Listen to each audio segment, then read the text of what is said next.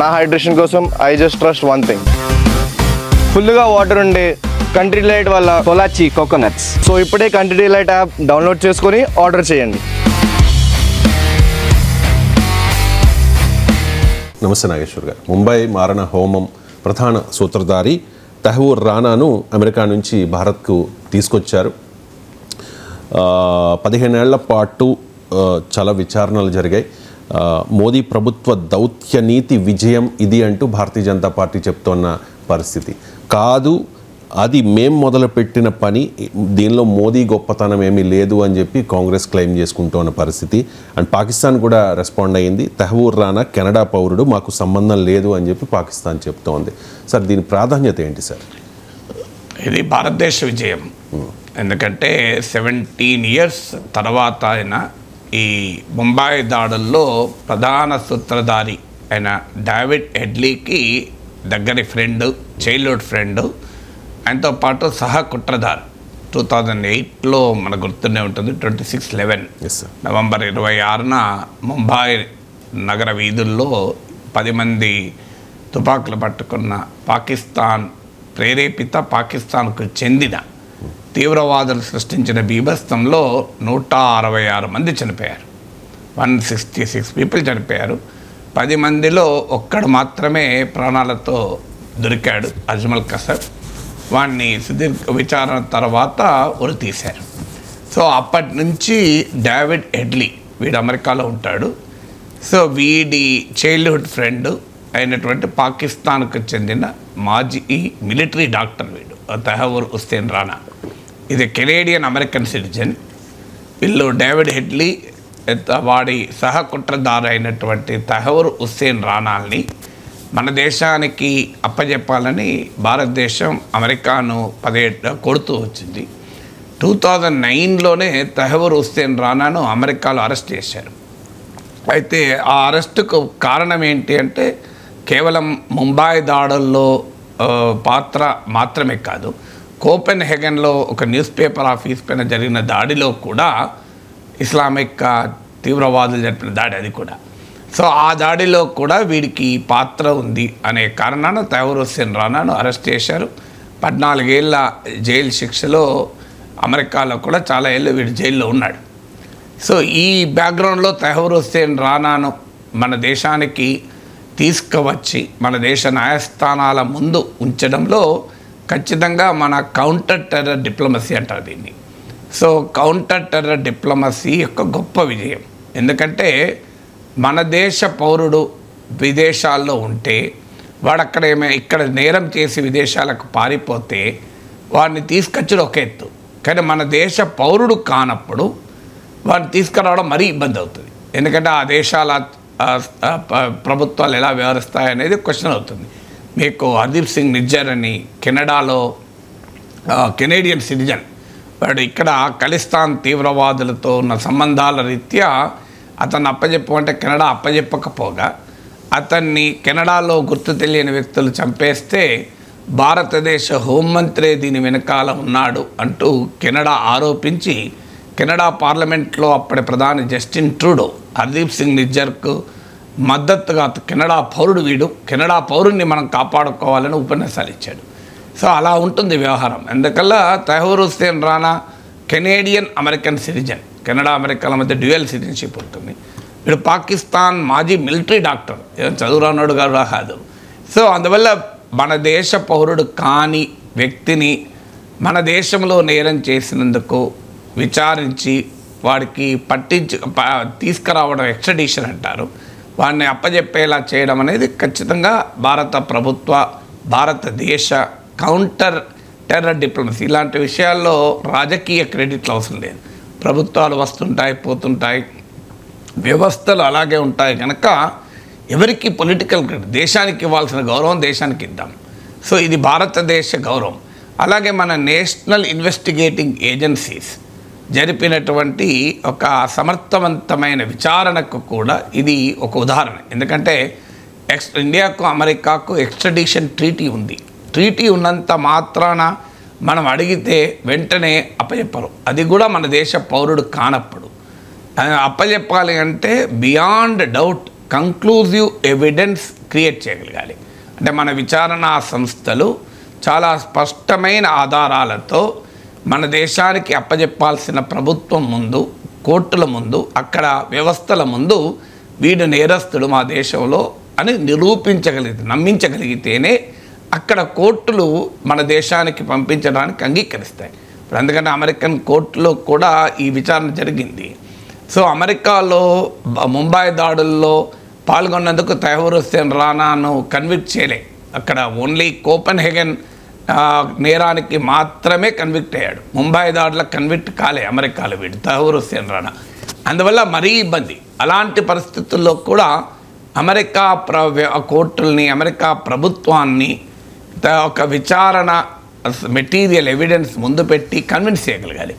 ఒకటి, ఇన్వెస్టిగేషన్లో beyond doubt వీడు నేరస్తుడు, నేరంలో పాల్గొన్నాడు అనేది కన్విన్స్ చేయగలగాలి. తర్వాత ఇండియాకు వస్తే నేర విచారణ నిష్పాక్షికంగా, న్యాయంగా జరుగుతుందని కూడా నమ్మించాలి. ఎందుకంటే చాలా సందర్భాల్లో ఎక్స్ట్రాడిషన్కి వచ్చే సమస్య ఏమవుతుందంటే, ఆ ఎక్స్ట్రాడిషన్ ఎదుర్కొనే వ్యక్తి సమర్థించుకునేది ఏముంటుందంటే, నాకు ఆ దేశానికి వెళితే న్యాయం జరగదు, నా మానవ హక్కుల ఉల్లంఘన జరుగుతుంది, నన్ను హింసిస్తారు, నన్ను చంపేస్తారు, సరిగా విచారణ జరపరు అని వాదన పెడతారు. సో ఈ వాదనను మనము అధిగమించి ప్రూవ్ చేసుకోగలగాలి. ఇప్పుడు తైమూర్ హుస్సేన్ రానా కూడా అమెరికన్ కోర్టులో తన ఎక్స్ట్రాడిషన్ను వ్యతిరేకిస్తూ చేసిన వాదన కూడా అదే. నేను ముస్లిం బై ఐడెంటిటీ కనుక, అమెరికాలో మోడీ ప్రభుత్వం ఉంది కనుక నాకు న్యాయం జరగదు, ఇది యాంటీ ముస్లిం ప్రభుత్వం కనుక అంటూ వాదన పెట్టాడు తనను తాను సమర్థించుకోవటానికి. సో మన క్రిమినల్ జస్టిస్ సిస్టమ్ నిష్పాక్షికతకు అమెరికా అంగీకరించిన విషయం కూడా అవుతుంది. ఎందుకంటే చాలా హై లెవెల్ డిప్లొమసీ ద్వారా మాత్రమే సాధ్యమే. ఇటీవల మన ప్రధానమంత్రి నరేంద్ర మోడీ డొనాల్డ్ ట్రంప్ను కలిసినప్పుడు కూడా ట్రంప్ నోట కూడా వీడిని అప్పచెప్తామని ప్రామిస్ వచ్చింది. అంటే హైయెస్ట్ లెవెల్లో పొలిటికల్ లీడర్షిప్ చూపినటువంటి ఒక ప్రత్యేక కేంద్రీకరణ వల్ల ఇది సాధ్యమైంది, లేకపోతే అయ్యేదే కాదు. సో అందువల్ల ఆ సిగ్నిఫికెన్స్ ఆఫ్ తైమూర్ రానా ఎక్స్ట్రాడిషన్ను ఇది మొదటిది. అంటే ఇండియన్ కౌంటర్ టెర్రర్ డిప్లొమసీకి, ఇండియన్ ఇన్వెస్టిగేటింగ్ ఏజెన్సీస్ సమర్థవంతంగా నిర్వహించిన దానికి ఇది ఒక ఉదాహరణ. అన్నిటికీ మించి పొలిటికల్ లీడర్షిప్ చూపిన రాజకీయ నిబద్ధతకు కూడా ఇది ఉదాహరణ. ఎందుకంటే హైయెస్ట్ లెవెల్లో ప్రైమ్ మినిస్టర్ ఇంటర్వ్యూన్ అయ్యి చర్చల్లో కనుక ఇది వచ్చి ఉండకపోతే ట్రంప్ ఎందుకు వాడి పేరు చెప్పి అప్పచెప్తామని అంటాడు. సో అందువల్ల ఇది మొదటి పార్ట్. రెండవ పార్ట్ ఏంటంటే, తైమూర్ హుస్సేన్ రానా పాత్ర ఏంటి, వాడు ఏం చేశాడు. 2008లో జరిగిన ఈ ముంబై దాడులకు ప్రధానమైనటువంటి సూత్రధారి, ప్రణాళిక రచించి ఇక్కడికి ఈ వ్యవహారం అంతా నడిపింది డేవిడ్ హెడ్లీ. డేవిడ్ హెడ్లీకి వీడు సహకరించాడు. దేనికి సహకరించాడు? ప్లానింగ్లో సహకరించాడు, లాజిస్టిక్స్లో సహకరించాడు, ఫైనాన్షియల్ సమకూర్చడంలో సహకరించాడు. సో తైమూర్ హుస్సేన్ రానా సహకార పాత్ర, డేవిడ్ హెడ్లీ అసలు పాత్ర. అన్ఫార్చునేట్లీ ఏంటంటే అమెరికా తైమూర్ హుస్సేన్ రానాను అప్పచెప్పడానికి సిద్ధపడింది, కానీ డేవిడ్ హెడ్లీని మాత్రం అప్పచెప్పడం లేదు. వాస్తవంగా డేవిడ్ హెడ్లీ నేరము చాలా స్పష్టం. సో తైమూర్ హుస్సేన్ రానా పైన ఆరోపణ డేవిడ్ హెడ్లీకి సహకరించాడని. అలాంటి డేవిడ్ హెడ్లీని మాత్రం ఇప్పటి వరకు అప్పచెప్పడానికి అమెరికా సిద్ధపడలేదు. ఈ ప్రశ్నకు మనకు సమాధానం కావాలి. ఎందుకు ఇంత కౌంటర్ టెర్రర్ డిప్లొమసీ ఇండియా చేసినా అమెరికన్ ప్రభుత్వం ఎందుకని ఇక్కడ భారతదేశంలోని ముంబైలోనే దాడులు కాదు, కోపెన్హేగన్ దాడుల్లో కూడా డేవిడ్ హెడ్లీ లింక్ ఉంది. సో అలాంటి డేవిడ్ హెడ్లీని ఎందుకు అప్పచెప్పడం లేదు? ఇండియాకు అమెరికాకు ఎక్స్ట్రాడిషన్ ట్రీటీ కూడా ఉంది, అయినా డేవిడ్ హెడ్లీని భారతదేశానికి అప్పచెప్పడానికి ఇప్పటివరకు అమెరికా అంగీకరించలే. అంగీకరించకపోగా ఇంకో డైమెన్షన్ కూడా ఉంది. భారతదేశంలో ముంబై దాడులు జరగకముందే, అంటే ముంబై దాడులు జరగకముందే, ముంబై దాడుల్లో డేవిడ్ హెడ్లీని నిందితుడిగా చేర్చకముందే డేవిడ్ హెడ్లీ పైన అమెరికాలో కేసులున్నాయి. అమెరికాలో కేసులు ఉండి అంటే వాడు ఇలాంటి నేరాలకు పాల్పడే లక్షణాలు ఉన్నాయనే వాడిపైన నిఘా కూడా ఉంది. కానీ ముంబై దాడులు జరిగాక కూడా అంత భయంకరమైన దాడులు జరిపిన డేవిడ్ హెడ్లీ మరో దాడి కొరకు కూడా 2009లో ఇండియాకి వచ్చాడు. ఆఫ్టర్ ద ముంబై దాడులు వచ్చాడు వాడు. వచ్చినప్పుడైనా మరి అమెరికా నిఘా సంస్థలు, అమెరికా ప్రభుత్వ సంస్థలు భారతదేశాన్ని హెచ్చరించాలి కదా. డేవిడ్ హెడ్లీ అనే వ్యక్తి పైన మా దేశంలో తీవ్రవాద కార్యకలాపాలలో పాల్గొంటున్న అనుమానాలు ఉన్నాయి, వీడు మీ దేశానికి వస్తున్నాడు, జాగ్రత్త పడండి అనాలి కదా. అది అని ఉంటే మనం వీసా ఇవ్వకపోయే వాళ్ళమో, ఇచ్చిన వాడిని మానిటర్ చేసేవాళ్ళమో. కానీ ఆ డేవిడ్ హెడ్లీ మన దేశానికి వస్తున్నప్పుడు వాడిపైన ముంబై దాడులకు ముందే కేసు ఉండి కూడా అమెరికా ప్రభుత్వం మనకు చెప్పలేదు. ఎందుకు చెప్పలేదు? మరి డేవిడ్ హెడ్లీని కాపాడటానికి అమెరికా ఇంట్రెస్ట్ ఏంటివి అనేది తేలాలి. తైమూర్ హుస్సేన్ రానాను అప్పచెప్పినందుకు ధన్యవాదాలు చెప్తూనే డేవిడ్ హెడ్లీ విషయంలో అమెరికా ఎందుకు ఈ వైఖరి అనుసరిస్తోంది అనేది తేలాలి. రెండవది. మూడవది పాకిస్తాన్ లింక్. తైమూర్ హుస్సేన్ రానా మా దేశానికి చెందినవాడు కాదు, అతను కెనేడియన్ అమెరికన్ సిటిజన్. 20 ఏళ్ళ నుంచి మా దేశ డాక్యుమెంట్లు ఏవి వాడు రెన్యూ చేసుకుంటలేడు అని తైమూర్ హుస్సేన్ రానా వాదన. వాడు పాకిస్తాన్లోనే పుట్టాడు, పాకిస్తాన్ మిలిటరీలో ఆర్మీ డాక్టర్గా పనిచేసి వాడు ఇప్పుడు కెనేడియన్ అమెరికన్ సిటిజన్ కరెక్టే. కానీ పాకిస్తాన్ నాకు సంబంధం లేదని. ఇంట్రెస్టింగ్ ఏంటంటే తైమూర్ హుస్సేన్ రానా భారత భూభాగంలో అడుగు పెట్టకముందు పాకిస్తాన్ స్టేట్మెంట్ ఇచ్చింది. అడుగు పెట్టకముందే, అంటే తెలుసు పాకిస్తాన్కు తాను ఎక్స్పోజ్ అవుతానని. అందుకే పాకిస్తాన్ ఫారెన్ మినిస్ట్రీ ఒక స్టేట్మెంట్ ఇచ్చింది. Much before Taimur Hussain Rana lands in Palam air బేస్లో వాడు అడుగు పెట్టకముందే స్టేట్మెంట్ ఇచ్చి మాకు సంబంధం లేదు అని, గుమ్మడికాయ దొంగ అంటే భుజాలు తడుపుకుంటారంటారు చూడండి, అలా తడుపుకోవడం మొదలుపెట్టింది. సో కానీ ఇప్పుడు తైమూర్ హుస్సేన్ రానా అరెస్ట్ ద్వారా మనకు పాకిస్తాన్ లింకుల్ని ఎస్టాబ్లిష్ చేయడానికి అవకాశం ఉంటుంది. కొత్తగా మనకు తెలియంది మీకు కాదు, పాకిస్తాన్ ముంబై దాడుల్లో ప్రత్యక్ష పాత్ర ఉంది పాకిస్తాన్ మిలిటరీది. పాకిస్తాన్ ఇంటర్ సర్వీసెస్ ఇంటెలిజెన్స్ అనేది మన భారతీయులుగా మనకు తెలుసు. భారత ప్రభుత్వం దానిపైన డోసియర్ల ఎవిడెన్స్ పాకిస్తాన్ సమర్పించింది, ప్రపంచం ముందు పెట్టింది. కానీ పాకిస్తాన్ మాకు సంబంధం లేదంటారు. పాకిస్తాన్కి ఇదేం కొత్త కాదు, అజ్మల్ కసబే మాకు సంబంధం లేదన్నాడు.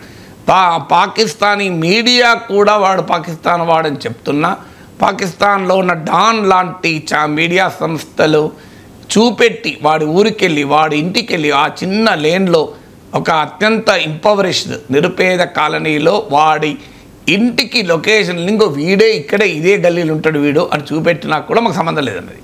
మరి అజ్మల్ కసబ్ను కనీసం వాని శవాన్ని తీసుకోవడానికి సిద్ధపడలే. అది పాకిస్తాన్ చరిత్ర.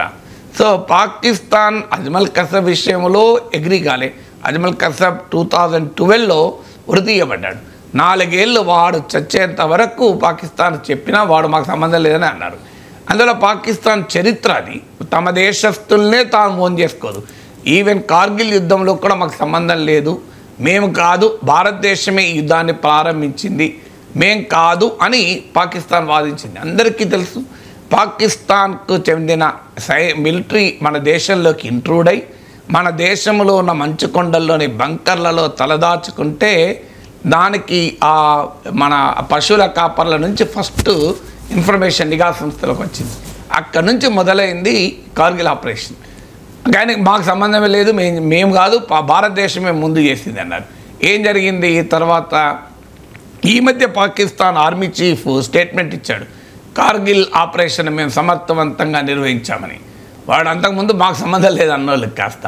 అలాగే బాలాకోట్ ఎయిర్ స్ట్రైక్ జరిగినప్పుడు కూడా స్పష్టంగా Indian air force preemptive non military strikes కదా అని పేర్కొని బాలాకోట్లో టెర్రర్ క్యాంపును సక్సెస్ఫుల్గా ఇండియన్ ఎయిర్ ఫోర్స్ విమానాలు న్యూట్రలైజ్ చేసి అంతం చేసి తిరిగి వచ్చినాక కూడా పాకిస్తాన్ వాదన ఏంటి? అసలు ఆ బాలాకోట్లో తీవ్రవాదులే లేరు, ఆడేదో గట్టిగా ఏదో మంటలు లేచినాయి అని వాదించింది. సో ఇలా పాకిస్తాన్ హిస్టరీ మొత్తం డిస్క్లైమర్లే, మాకు సంబంధం లేదంటారు. ఇప్పుడు మరోసారి తైమూర్ హుస్సేన్ రానా విషయంలో కూడా మాకు సంబంధం లేదు అంటున్నారు. కానీ ఇప్పుడు తైమూర్ హుస్సేన్ రానా భారత నిఘా సంస్థల చేతిలో ఉన్నాడు, national intelligence agency. So NIA విచారణలో వాడిని విచారిస్తే పాకిస్తాన్ లింకులు పూర్తిగా బయటకు వస్తాయి. ముఖ్యంగా ముంబై దాడులే కాదు, ఇంకా ఏ దాడుల్లో భారతదేశంలో పాకిస్తాన్ పాత్ర ఉంది, దాడులు సక్సెస్ఫుల్గా జరపలేకపోయినా జరపడానికి పాకిస్తాన్ చేసిన కుట్రలు కుతంత్రాలన్నీ బయటపడటానికి ఇది ఉపయోగపడుతుంది. ముఖ్యంగా పాకిస్తాన్లో ఉన్న టెర్రర్ కమాండర్స్, ఇప్పుడు హఫీజ్ సయీద్ ఉన్నాడు, వాడిని ఇండియాకి అప్పచెప్పాలి. వాడు యాక్చువల్గా తీవ్రవాదుల్ని ఎంపిక చేసి 10 మందిని వారికి శిక్షణ ఇచ్చి వారికి అన్ని రకాల సదుపాయాలు సమకూర్చి ఇండియాకు పంపిన నాయకుడు లష్కర్ ఈ తొయిబా నాయకుడు. సో అలాంటి హఫీజ్ సయీద్ లాంటి వాళ్ళను ఇండియాకి రప్పించుకోవటానికి కూడా ఇది ఉపయోగపడుతుంది. అందువల్ల definitely it's a very big diplomatic achievement for India. Counter terror డిప్లొమసీలో ఒక పెద్ద అచీవ్మెంట్. బట్ ఇంకా మిగిలి ఉన్న కోణాలు ఏంటంటే ఎక్స్పోజింగ్ పాకిస్తాన్, అంటే పాకిస్తాన్ కుట్రల్ని కుతంత్రాల్ని కనెక్షన్ను మరింతగా ఎస్టాబ్లిష్ చేయడము, తైమూర్ హుస్సేన్ రాణా విచారణను అవకాశంగా తీసుకొని, అలాగే డేవిడ్ హెడ్లీ విషయంలో అమెరికా అనుసరిస్తున్న వైఖరిని కూడా ప్రశ్నించడం అనేది మిగిలి ఉన్నాయి. ఇక చాలామందికి ఒక డౌట్ వచ్చింది. నిన్న టీవీలు చూసేటప్పుడు నన్ను చాలామంది అడిగారు, సార్ ఏంటి సార్ వాడికి అంత భద్రత అని. ఒక దేశ ప్రెసిడెంట్ వస్తే ఏ రకమైన భద్రతలు ఉంటాయో ఆ రకమైన భద్రతలు వాడు వచ్చాడు. ప్రత్యేక విమానంలో అమెరికా కమాండోలు ఎంటరాగా, వారితో పాటు ఇండియన్ NIA అధికారులు, సీనియర్ అధికారులు వెంటరాగా వాడు పాలెం ఎయిర్ బేస్లో దిగాడు. దిగిన తర్వాత కూడా భారీ బందోబస్తుతో ఉన్న కాన్వాయ్లో వాడిని తీసుకొచ్చారు ఇక్కడికి కోర్టుకు, NIA కోర్టుకు. సో తర్వాత కూడా కొన్ని వందల మంది పోలీసుల భద్రతా పారామిలిటరీ భద్రతా బలగాల నడుమ వాడి విచారణ జరిగింది. ఏది వీరికి ఎందుకు ఇంత అని ఒక క్వశ్చన్ వస్తుంది. కానీ పద్ధతి ఏంటి అంటే అనుమానం ఏంటంటే వాడిని పట్టుకొని విచారిస్తే మనకు అనేక కుట్రల రహస్యాలు తెలుస్తాయి. కానీ ఆ రహస్యాలు తెలిస్తే తాము ఎక్స్పోజ్ అవుతామని భయపడే వాళ్ళు ఉంటారు. అందులో పాకిస్తాన్ ముందుంటుంది. సో వాని హత్యకు, తైమూర్ హుస్సేన్ రాణా హత్యకు పాకిస్తాన్ ప్రయత్నం చేయవచ్చు. ఎందుకంటే వాడిని చంపేస్తే తన పాత్ర బరీ అయిపోతుంది అని. అందువల్ల పాకిస్తాన్ ఏజెన్సీసే కావు, లష్కర్ ఈ తొయిబా లాంటి తీవ్రవాద సంస్థలకు కూడా తైమూర్ హుస్సేన్ రాణాను అంతం చేసేయచ్చు. మన తెలుగు సినిమాల్లో చూస్తాను చూడండి, విలన్కు సహకరించినటువంటి జూనియర్ విలన్ను ఒక్కసారి వాడి సీక్రెట్లు హీరోకు తెలిసిపోయిన అనుడితోనే వాడిని ముందు విలనే చంపేస్తాడు. సో ఇది మన తెలుగు సినిమాల్లో చూపెట్టే simple crime scene. So Taimur Hussain Rana విషయంలో కూడా అదే జరగచ్చు. అందువల్ల వాడిని కాపాడాలి. వాడిని ఇప్పుడు ఇండియా వాడు చంపాడు, పాకిస్తాన్ వాడు చంపుతాడు వాడిని. సో పాకిస్తాన్ వాళ్ళు చంపే అవకాశం ఉంది. టెర్రరిస్ట్ ఆర్గనైజేషన్స్ చంపవచ్చు. లేదు భారతదేశంలో కూడా కడుపు మండిన వాడు 166 మంది ప్రాణాలను, అమాయకుల ప్రాణాలు పొట్టన పెట్టుకున్నాడు. ఈ దేశ సార్వభౌమాధికారాన్ని ప్రశ్నించాడు. కేవలం నేరమే, హత్యా నేరమే కాదు ఇది. It's an attack on Indian sovereignty. దేశ భద్రతను పైన ప్రశ్నలు లేవనెత్తాడు, దేశ అంతర్గత భద్రతమైన ప్రశ్నలు లేవనెత్తాడు.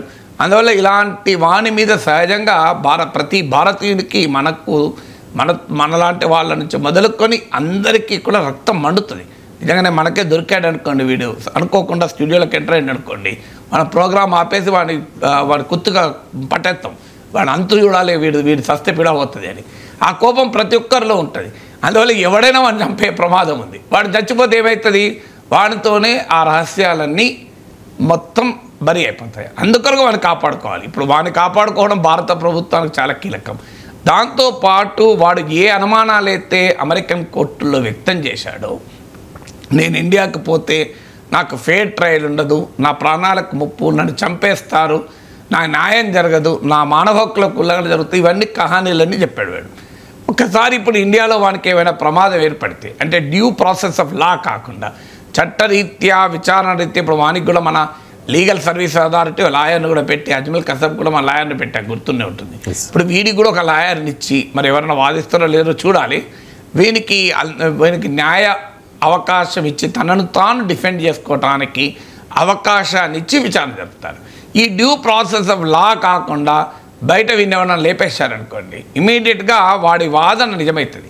భవిష్యత్తులో మనం అమెరికా నుంచి కానీ మరో దేశం నుంచి కానీ నేరస్తులు ఎక్స్ట్రాడైట్ చేయడానికి అడిగినప్పుడు ఈ ప్రశ్న ఉత్పన్నమవుతుంది. మీ దేశంలో due process of law, rule of law ఉండదు, ఎక్స్ట్రా లీగల్ కిల్లింగ్స్ జరుగుతాయి అని వాడు అభ్యంతరం చెప్తారు. అందువల్ల డ్యూ అండ్ ఫెయిర్ జస్టిస్ లేకపోతే ఎక్స్ట్రాడిషన్లు కూడా ఇబ్బంది అవుతాయి. అందువల్ల కూడా వాడిని కాపాడుకోవాల్సిన కర్మ మనకు పట్టింది, తప్పనిసరిగా మనం కాపాడుకోవాల్సిందే కదా.